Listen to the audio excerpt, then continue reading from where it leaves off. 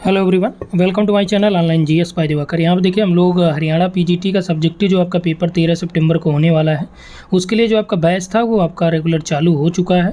तो यहाँ पे आप लोग देख सकते हैं और क्या क्या चीज़ें हम लोगों ने कर लिया है उसको डिस्कस करते हैं। और इसमें आपका जो है हम लोग देखेंगे कि मानववादी जो उपागम भूगोल में उपयोग क्यों किया गया या उससे रिलेटेड कौन से प्रश्न आपका यहाँ पे पूछे जाते हैं और कैसे आपको यहाँ पे एग्ज़ाम में लिखना है, किन किन चीज़ों पे ध्यान रखना है। ठीक है, पूरा डायग्राम भी और उस प्रश्न का उत्तर भी आपको कैसे मेंशन करना है, लास्ट में क्या क्या चीज़ें लिखनी है, वो सारा कुछ यहाँ पे समझाया गया है। और हम लोगों ने कल आपका यूनिट नंबर 1 कंप्लीट कर लिया है। यूनिट नंबर 1 में आपका थॉट का पोर्शन टोटल आ गया। आज यूनिट नंबर 2 भी ऑलमोस्ट कंप्लीट ही होने वाला है, क्योंकि 2 में जियोमॉर्फोलॉजी टोटल है, पृथ्वी की उत्पत्ति है और आपका आंतरिक संरचना है, उसके लैंडफॉर्म है, ये सारी चीज़ें वहाँ पे दी गई हैं। ठीक है ना, तो उसको भी हम लोग कर लेंगे। यहाँ पे पहले ये समझ लीजिए कि क्या क्या चीज़ें हम लोगों ने कर लिया है और कैसे ये आपका कराया जाएगा, क्योंकि ज़्यादातर लोगों को डाउट है कि हम लोग कंप्लीट नहीं कर पाएंगे। अभी देखिए आज तो हमने कल ये कर लिया था। ठीक है, आज जो आपका ये टॉपिक 4 तक हो गए, आपको यूनिट 16 नहीं दिए गए, टॉपिक 16 दिए गए हैं, ये ध्यान रखिएगा। तो 4 टॉपिक आज ये हो जाएंगे। कल देखिए हम लोग जलवायु विज्ञान और समुद्र विज्ञान ये 2 टॉपिक कर लेंगे। ठीक है ना, तो यानी कि आपका ये भी कंप्लीट हो गया। फिर इसके बाद नेक्स्ट आपका जो पर्यावरण और जैव भूगोल है इसको देख लेंगे। ठीक है, और एक आपका यूनिट यहाँ से मैं ले लूँगा समकालीन भौगोलिक मुद्दे। ठीक है ना, तो ये आपका दोनों एक साथ हो जाएंगे, क्योंकि करंट आपका पर्यावरण में भी ऐड कर दिया जाएगा। ठीक, और इसके बाद बचा आपका एक यूनिट आपका ये हो जाएगा एक दिन में। ठीक है, मानव क्रियाएँ, परिवहन, व्यापार, और एक दिन आपका अधिवास और नगरीकरण हो जाएगा। और ये जो आपका लोग दिया गया पॉपुलेशन, ज्योग्राफी और अधिवास, ये दोनों एक साथ कर देंगे। ठीक है ना, तो ये एक दिन में हो गया। दूसरा दिन आपका ये हो जाएगा, तीसरे दिन आपका ये हो जाएगा, और 4 दिन में आपका ये हो जाएगा, ये वाला मानव और अधिवास, लोग। 5वां आपका मानव क्रिया, व्यापार और संचार हो गया। ठीक है ना, उसके बाद आपका ये जो आपका यूनिट है इसको कम से कम 2 से 3 दिन में हम लोग क्लियर करेंगे, क्योंकि ज्योग्राफी ऑफ इंडिया का कई प्रश्न यहाँ पे आता है। तो अगर आपने यहाँ पे देखा होगा कब मुश्किल से 10 दिन का ये पूरा सिलेबस है आपका। ठीक है, क्योंकि सारे मैटर आपको PDF भी यहाँ पे प्रोवाइड कराए जाएंगे, तो आप उसको पढ़िए, प्रैक्टिस करिए, और इस पर हमने कुछ आंसर भी आपको प्रोवाइड करा देते हैं लिख के। ठीक है ना, तो चलिए यहाँ पे आप देख लीजिए जो जो चीज़ें ये कराई गई हैं। और आज जो हम लोग बात करेंगे इसमें अगर आप देखेंगे कि ये आपका समकालीन भूगोल में मार्क्सवादी समीक्षात्मक हो गया, स्थानिक संगठन क्षेत्र विभेदन, इसका नोट्स पूरे का भेज दिया गया है। अभी हम लोग जो यहाँ पे बात करेंगे वो आपका बात करेंगे कि जो ह्यूमनिस्टिक ज्योग्राफी है इसके बारे में। ठीक है ना, चलिए देखते हैं। अब देखिए पहले यूनिट का जो प्रश्न भी है, ये प्रश्न भी आप लोग देख सकते हैं किस तरह से प्रश्न पूछे जाएंगे, और ये मान के चलिए इन प्रश्नों से आपका बाहर नहीं जाएगा। अब देखिए यहाँ पे जो आपका दिया गया है कि भूगोल में जो मानववादी उपागम है या पर्यावरण की अवधारणा, अब इसमें क्या करना है कि मानववादी अलग लिखना, पर्यावरणवादी अलग लिखना है। यहाँ पे एक चीज़ और देख रहे होंगे, स्वयं सिद्धियाँ सत्य से परे थीं और जिन स्वयं सिद्धियों पर मॉडल आधारित थे उनके विषय में भ्रम का निवारण पर ही व्यवहारात्मक भूगोल का उदय हुआ। समीक्षा करना है आपको। ठीक है ना, समीक्षा का मतलब इसमें आलोचना भी मेंशन करनी है उसकी आपको। तो इसका मतलब आप समझ में है कि ये कौन सी ज्योग्राफी की बात कर रहा है, ये आपका बिहेवियरल अप्रोच की बात कर रहा है। तो ये आपको बिहेवियरल अप्रोच यहाँ पे मेंशन कर देना है। ठीक है, भूगोल में भारतीयों का जो योगदान है प्राचीन से, मध्यकालीन से और आधुनिक में, सब आपका पूरा PDF में दिया गया, वहाँ से आप उसको कर लीजिए। ठीक है, यहाँ पे व्यवहारवाद और प्रत्यक्षवाद का दोनों का कंपैरिजन या आलोचनात्मक परीक्षण करना है। ठीक है ना, तो ये आपका टोटल यूनिट 1 का प्रश्न है, इसी से आपका मिल जाएगा पेपर। चलिए, जो हम लोग बात कर रहे थे कि भूगोल में मानववादी उपागम, यहाँ पे प्रश्न कैसे पूछेगा। पहला तो ये आपका इस तरह से दे देगा कि भूगोल में मानववाद की अवधारणा की व्याख्या करिए। ठीक है, भूगोल में मानववादी अवधारणा, ह्यूमनिस्टिक अप्रोच जो है। ठीक है, यह आपसे दे देगा भूगोल में मानववादी उपागम, या आपसे दे देगा कि भूगोल में मानववाद की आवश्यकता क्यों पड़ी। ठीक है, उसकी विवेचना करिए आप। इस तरह के प्रश्न आपसे देगा। या दे दिया आपका मानववादी भूगोल और आपका जो मात्रा ये प्रत्यक्षवाद में क्या अंतर है, इसको स्पष्ट करिए या इनका तुलनात्मक विवरण दीजिए। ठीक है ना। तो यहाँ पे देखिए सबसे पहले आपको एक डायग्राम बना लेना है कि जब आपको लिखना है। अब देखिए लिखने में क्या है कि आपका टोटल प्रश्न कितने आएंगे, 18। करने कितने हैं, 15 करने हैं। ठीक है ना। और 15 में आपके पास घंटे कितने हैं, 3 घंटे, यानी कि कुल 180 मिनट है आपके पास। यदि इससे डिवाइड करेंगे तो लगभग एक प्रश्न पे आपका 12 मिनट का समय आएगा। इसमें भी आपका मान लीजिए 2 मिनट आपके इधर उधर हर प्रश्न में जाएंगे। तो लेकिन इस 2 मिनट में आपको क्या है, चीज़ें सोचना है कैसे आपको लिखना है। तो लिखने के लिए आप एक वहाँ पे शॉर्ट में बना लीजिएगा। जैसे मानववाद दिया तो आपको क्या सिस्टमेटिक में लिखना है कि मानववाद की परिभाषा, मानववाद का परिचय, उसको इंट्रोड्यूस करते हुए मानववाद को, उसका विकास किसने किया, किसने इसकी स्थापना करी, इसका मेन थीम क्या है, इसका उद्देश्य क्या है, ये आप अगले वाले में प्रमुख सिद्धांत में करिए। और सिद्धांत आप बताते हुए फिर इनकी आलोचना करिए। आलोचना दोनों आधारों पे, सकारात्मक और नकारात्मक दोनों करते हुए। और अंत में एक आपका निष्कर्ष डाल दीजिए कि उपरोक्त सकारात्मक और नकारात्मक आलोचनाओं के बावजूद भी मानववाद का जो प्रयोग है भूगोल में, इसका महत्वपूर्ण है। क्यों? क्योंकि जो है यदि प्रत्यक्षवाद और सांख्यिकी विधियां जो भूगोल में आ गई, इसकी वजह से क्या हुआ कि मानव भूगोल का जो अस्तित्व है वो खतरे में पड़ गया। क्यों? क्योंकि मानव भूगोल मानव की प्रवृत्तियों को, जनसंख्या को, ठीक है, मानव के भावनाओं को, जैसे सामाजिक भूगोल हो गया, मानव प्रजातियाँ हो गई, ये सारी चीज़ों को क्या करता है, डिफाइन करता है, वो व्याख्यायित करने का प्रयास भी करता है। ठीक है ना।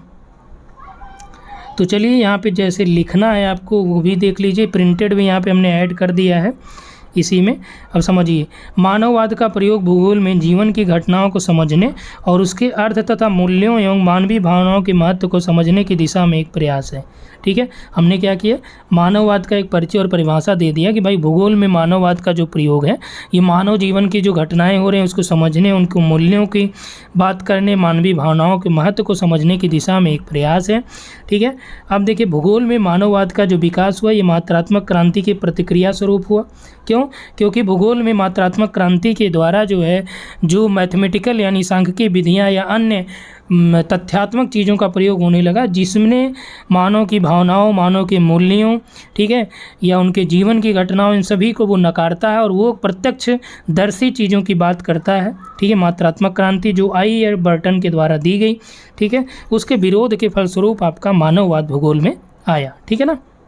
आगे देखिए, यह सोच या यह जो मानववादी उपागम है भूगोल में व्याप्त जो मशीनरी मॉडल है, गणितीय सोच है, इसके विरोध में विकसित हुआ। क्योंकि मात्रात्मक क्रांति में ये सारी चीज़ें उपलब्ध थी।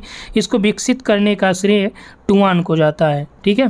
टुआन महोदय को मानव भूगोल का जन्मदाता भी, ये आपका मानववादी भूगोल या मानववादी उपागम का जन्मदाता भी कहा जाता है, संस्थापक भी कहा जाता है।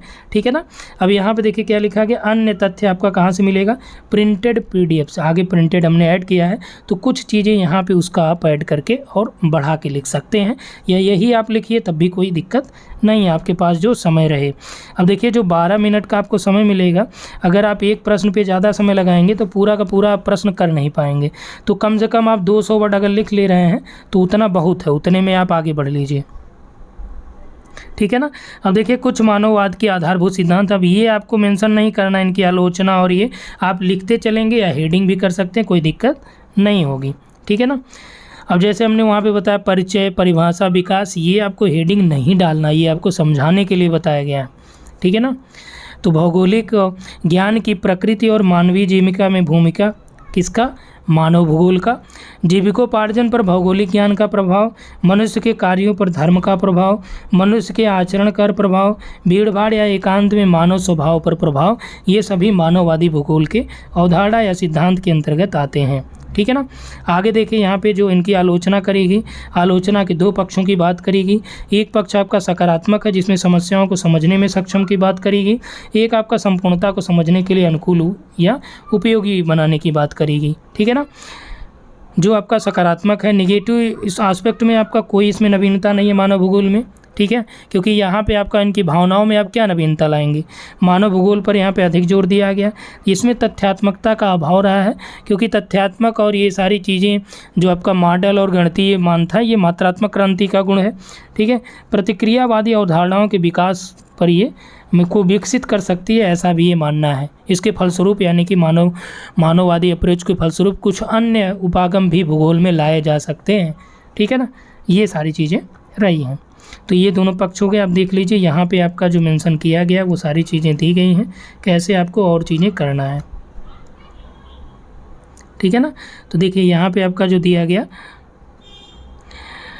मानव भूगोल में आलोचनात्मक क्रांति के अंतर्गत जिन नए उपागम भूगोल में आलोचनात्मक क्रांति के अंतर्गत जिन नए उपागमों और विषय वस्तुओं का विकास हुआ उनमें मानव भूगोल है। ठीक है, इसका श्रेय जो टुआन को जाता है 1976 में इन्होंने ह्यूमनिस्टिक ज्योग्राफी यानी मानववादी भूगोल नामक एक पुस्तक भी लिखी और इसके माध्यम से मानव भूगोल का नवीन विषय वस्तु भी बनाया गया। ठीक है, मानववादी उपागम भूगोल को व्यवहारिक एवं कल्याणकारी भूगोल के रूप में स्थापित भी करता है। कई कई जगहों पे आपका मान लीजिए दे दिया कि व्यवहारिक और मानववादी भूगोल की अवधारणा का विश्लेषण करिए, तो आप ये कहेंगे इन दोनों अवधारणाओं में बहुत अंतर नहीं है, लेकिन मानववादी भूगोल जो है इसी के द्वारा ही आपका व्यवहारवादी और कल्याणकारी भूगोल को आगे बढ़ाया गया, इस्टेब्लिश करा गया। टुआन के चिंतन पर फ्रांसीसी भूगोलवेत्ता व्लादिला ब्लांस के कार्यों पर भी प्रभाव था। ब्लांस की जो पुस्तक है ला ज्योग्राफी ह्यूमन, इसमें भूगोल के उद्देश्यों में एक महत्वपूर्ण उद्देश्य मानववादी दृष्टिकोण था, लेकिन ब्लांस के संभववादी विचार को अधिक मान्यता मिलने के कारण यह जो विषय वस्तु था ये क्या था, गौड़ हो गया। उतना ज़्यादा जो है जो आपका मानववादी भूगोल था उसमें ब्लांस का ये सारी चीज़ें उतना ज़्यादा इफेक्टिव नहीं रहीं, क्योंकि इनका जो संभववादी विचार था ये ज़्यादा इफेक्टिव था। ठीक है, टुआन ने अनुभव किया कि मानव भूगोल कैसा है, वर्णनात्मक है, डिस्क्रिप्टिव है। ये तथ्यों की व्याख्या मानववादी दृष्टिकोण से नहीं करता, इसलिए इसमें नवीन उपागम की एक ज़रूरत भी थी। ठीक है, मानववादी उपागम के अंतर्गत भूगोल को मानव भूगोल के अंतर्गत जो रखा गया, जीवन की घटनाओं का विश्लेषण, मनुष्य की जागरूकता, ठीक है, ये सारी चीज़ें मानवीय चेतना, मूल्य, आचार परक भूगोल के एक अंग के रूप में ये धीरे धीरे उभरा।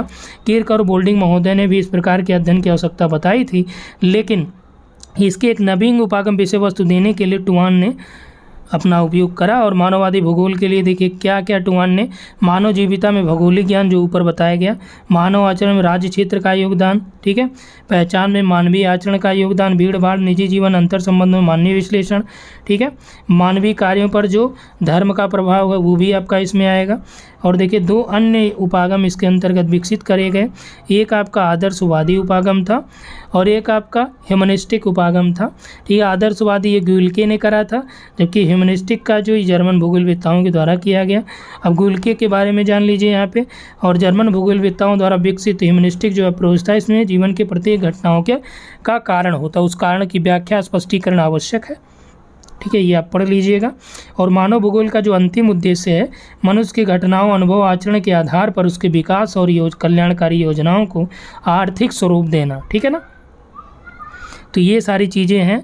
आगे देखिए एक और चीज़ यहाँ पे मेंशन करी गई है कि क्रांतिकारी भूगोल के समान इस उपागम को भी अमेरिकी भूगोल में व्यापक मान्यता मिली, लेकिन इसके अधिकतर आलोचकों की अवधारणा है कि मानववादी भूगोल के ही अंग है, इसमें कोई नवीनता नहीं है। लेकिन डेविड हार्वे जैसे विद्वानों ने इस प्रकार के अध्ययन की अनिवार्यता बताई थी। और डेविड हार्वे को आप मार्क्सवाद का जो भूगोल है, ठीक है, मार्क्सवादी भूगोल है, उसमें भी आप इनको इंक्लूड कर सकते हैं। तो बेसिकली आपको जो लिखना है, आप अगर इसको पूरा फॉलो कर ले रहे हैं, ऊपर वाला ये सारी चीज़ें जो आपने देखा है यहाँ पे, मेन चीज़ जो आपका थीम है वो इसी पे बेस्ड है। ठीक है ना, अब इसके सिद्धांत में जो आपका प्रिंटेड की थ्योरी हमने मेंशन किया कि भाई टुआन का मानना ये है। ठीक है, विकास में आप यहाँ पे ब्लांस को भी ऐड कर लीजिए टुआन के साथ, तो ये क्या होगा कि आपका जो वर्ड लिमिट है वो बढ़ जाएगी। लेकिन अगर आप इतना ही लिख देंगे जो यहाँ पे दिया गया, तब भी आपको पूरा नंबर मिलेगा। अगर आपसे ये पूछा कि मानववादी उपागम का परीक्षण करिए भूगोल में, ठीक है, या इनका आलोचनात्मक व्याख्या करिए या विश्लेषण करिए, तब भी ये सारे प्रश्न जो आपका यहाँ पे दिखाया गया ऐसे ही आपको लिखने वहाँ पे एग्ज़ाम में। ठीक है ना, बस इसी को रट लीजिए पूरा, और ऐसे ही आपका लगभग हमने सब प्रोवाइड कराया है। तो इस वीडियो में इतना ही। Thanks for watching. और ये आपको कैसा लगा कैसा नहीं, अब देखिए यहाँ से आपका जो ऑब्जेक्टिव प्रश्न बनाए जाते हैं वो यही होते हैं कि मानववादी उपागम की खोज भूगोल में किसने करी, तो टुआन ने करी। ठीक है। और इसमें मान लीजिए और ज़्यादा डिटेल बनाया तो टुवान के द्वारा मानववादी उपागम के अंतर्गत किन उद्देश्यों को शामिल किया गया, वो 3-4 जो आपको बताया गया कि मानववाद पे धर्म का प्रभाव, मानववाद पे जो है आचरण का प्रभाव, ठीक है, ये सारी चीज़ें आप कर सकते हैं। तो यहाँ पे इतना ही। Thank you.